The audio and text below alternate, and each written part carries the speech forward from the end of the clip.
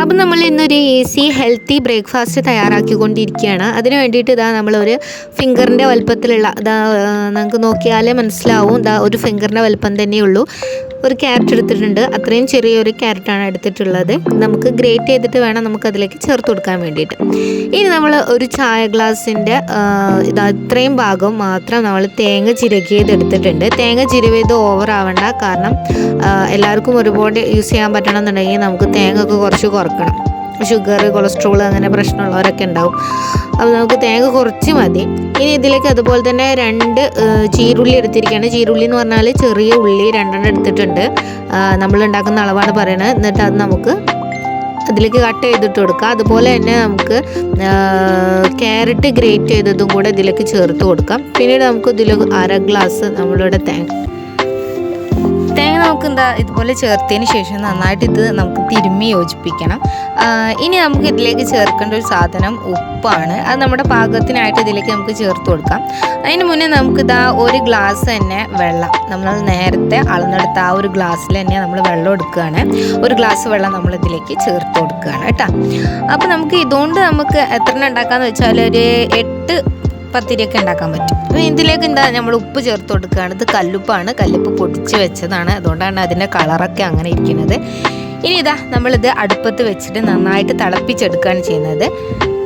ഇനി അതിലേക്ക് അതേ ഗ്ലാസ്സിൽ തന്നെ, സെയിം ഗ്ലാസ്സിൽ നമുക്ക് പൊടി എടുത്ത് ചേർത്ത് കൊടുക്കാം. അപ്പോൾ ഈ പൊടി നമുക്ക് അരിപ്പൊടി ചേർക്കാം, രാഗിപ്പൊടി ചേർക്കാം, അങ്ങനെ നമുക്ക് ഇഷ്ടപ്പെട്ട ഏത് പൊടി നമുക്ക് ചേർത്ത് കൊടുക്കാം.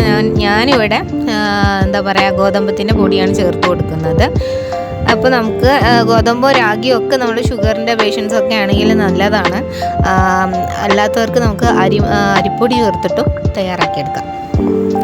ഇനി ഇത് നമ്മൾ പത്തിരി വാട്ടുന്നത് പോലെ നന്നായിട്ട് വഴറ്റി കൊടുക്കുകയാണ് ചെയ്യുന്നത്. 1 ഗ്ലാസ് വെള്ളത്തിന് 1 ഗ്ലാസ് പൊടി, അങ്ങനെയാണ് നമ്മളിവിടെ എടുത്തിട്ടുള്ളത് കേട്ടോ. ഇനി നമുക്കിത് കണ്ടില്ലേ, ഈ ഒരു പരുവായിട്ടുണ്ട്. ഇപ്പോൾ ഏകദേശം ചൂടൊക്കെ മാറിയിട്ടുണ്ട്.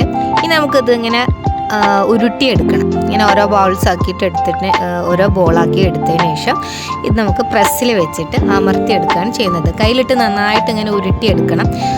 നമുക്ക് ഉരുട്ടുന്ന സമയത്ത് ഇതിൽ എണ്ണ ഒന്നും തൂവേണ്ട ആവശ്യമില്ല കയ്യിൽ, കാരണം ഇത് നമ്മൾ തേങ്ങ ഒക്കെ ഇട്ടിട്ട് ആ വെള്ളം തിളപ്പിക്കുന്നത് കാരണം അതിൽ തന്നെ ഉണ്ടായിരിക്കും ആ ഒരു മെതുക്കൊക്കെ. അപ്പോൾ നമ്മൾ ഇനി ഇതിനെ പ്രസ്സിൽ വെച്ചിട്ട് അമർത്തിയെടുക്കുകയാണ്.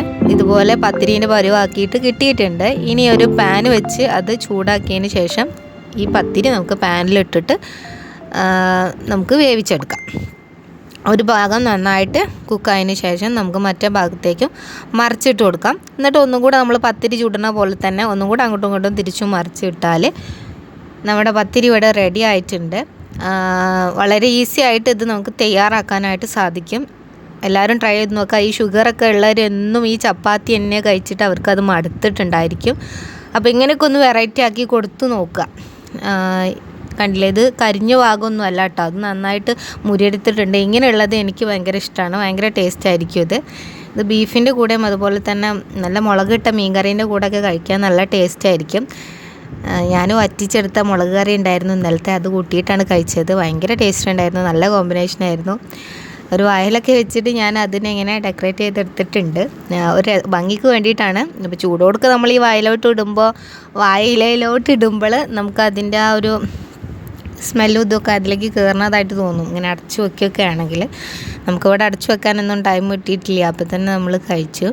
അപ്പോൾ ഏതായാലും നമ്മുടെ റെസിപ്പി ഇഷ്ടമായിട്ടുണ്ടെങ്കിൽ നിങ്ങളെല്ലാവരും ചാനലൊന്ന് സബ്സ്ക്രൈബ് ചെയ്യുക, പ്ലീസ് ഒന്ന് അങ്ങനെ സബ്സ്ക്രൈബൊക്കെ ചെയ്തിട്ട് സപ്പോർട്ട് ചെയ്യുക. അപ്പോൾ നമുക്ക് ഒരുപാട് വീഡിയോസ് ഇനിയും ചെയ്യാം.